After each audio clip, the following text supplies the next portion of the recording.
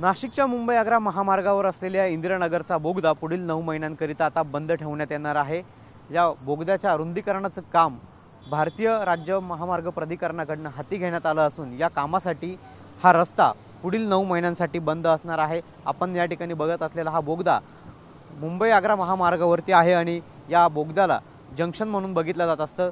शहरातील 2 विभागांना जोडणारा हा बोगदा आहे आणि त्यामुळे हा बोगदा जो आहे या ठिकाणी मोठ्या प्रमाणात वाहतूक कोंडी निर्माण होत होती। त्यामुळे वाहतूक कोंडी फोडण्यासाठी या बोगद्याचं काम जे आहे ते आता हाती घेण्यात आलेलं आहे। कुंभमेळ्या अगोदर ह्या बोगदा जो आहे तो अरुंद केला जाणार आहे, बोगद्याची लांबी वाढवली जाणार आहे आणि त्यामुळे उद्यापासून या कामाला सुरुवात होणार असून पुढील 27 जुलै 2026 पर्यंत तब्बल 9 महिन्यांकरिता हा बोगदा बंद राहणार आहे। आणि या संदर्भात नाशिक शहर पोलिसांच्या वाहतूक विभागाकडून देखील या संदर्भात अधिसूचना जारी करण्यात आलेली आहे आणि त्यामुळे पर्यायी मार्गाचा वापर करावा अशा पद्धतीचं आवाहन देखील करण्यात आलेलं आहे। आगामी काळात सिंहस्थ कुंभमेळा आहे आणि कुंभमेळ्याच्या अगोदरच नाशिक शहरातील आता कामांना कुठेतरी सुरुवात होत असल्याचं पाहायला मिळतंय।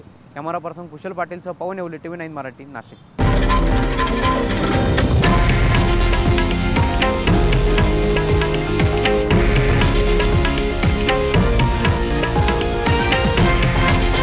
हे आहे देशातील नंबर 1 न्यूज नेटवर्क आणि आपण पाहत आहात TV9 मराठी, एकमेव।